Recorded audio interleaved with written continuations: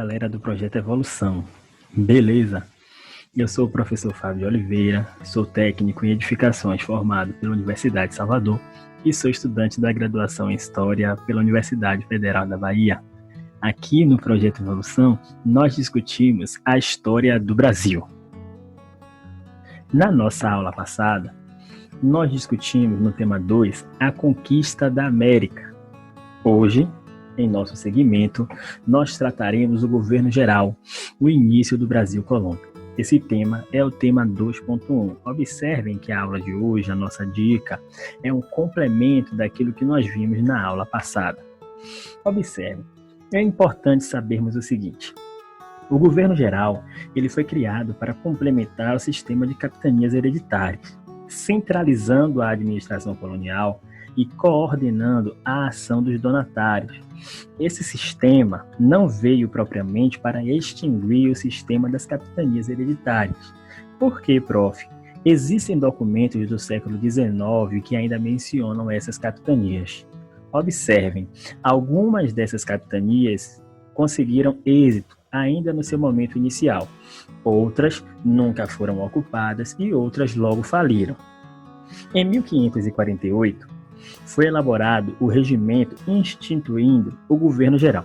Tomé de Souza ele foi o responsável, ou o primeiro responsável pela administração desse novo sistema de governo, com duas atitudes que lá na frente nós iremos mencionar.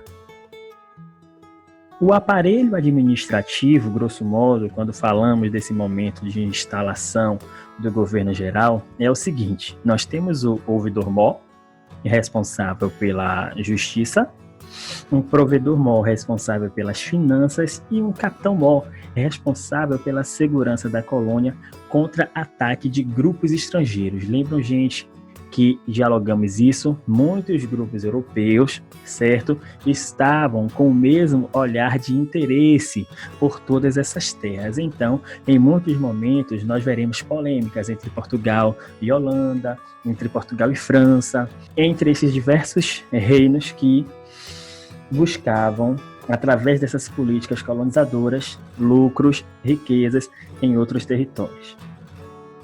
Os governadores mais famosos, os primeiros governadores gerais que aqui nós podemos abordar, são estes: Tomé de Souza, Duarte da Costa e Mendes Sá.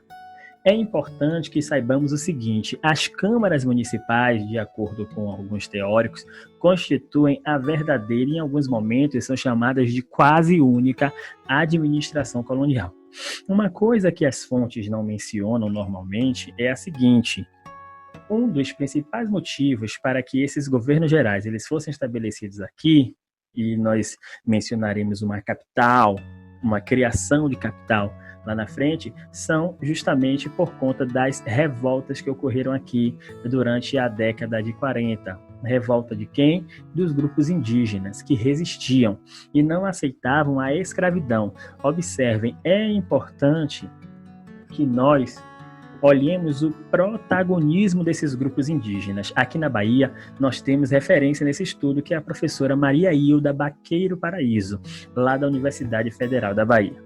Fracassos em outros negócios, descobertas espanholas também foram importantes. Lembram que nós brincamos, gente, em outra dica? Será possível, na visão do português, será possível que Espanha encontra ouro e Portugal não encontraria? Muito bem, além dos fracassos. Nós discutimos na dica passada que o comércio lá no Oriente estava promovendo um certo lucro para Portugal. Fracassos já começam a modificar essa perspectiva. Então, um contexto grande, um conjunto de coisas vão ser fatores importantes para esse momento de instalação dos governos gerais. Outra coisa importante, em suma, a exploração agrícola, a colonização e a defesa do território são aspectos que marcam esse momento de governo geral.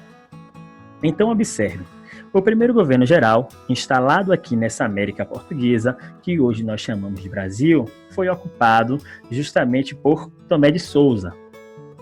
Duas coisas importantes que nós podemos analisar nesse momento é a construção de Salvador, que já nasce capital, e hoje a própria prefeitura faz questão de colocar essa frase, né, isso na sua marca, primeira capital do Brasil. E a presença de grupos jesuítas que já se estabelecem aqui. Observem, vieram para a colônia um grupo pequeno de jesuítas liderados por Manuel da Nóbrega, com a principal argumentação de catequizar os grupos indígenas que aqui viviam. Nós podemos mencionar também nesse momento a relação com a pecuária e ainda assim o cultivo certo do açúcar, que nós já discutimos na nossa dica anterior. Observe, para a aula de hoje nós temos uma questão. A instalação do governo geral em 1549 contribuiu para que a colonização do Brasil passasse de transitória para efetiva. Até aqui alguma dúvida, gente? Havia um forte motivo que alimentava as esperanças dos portugueses.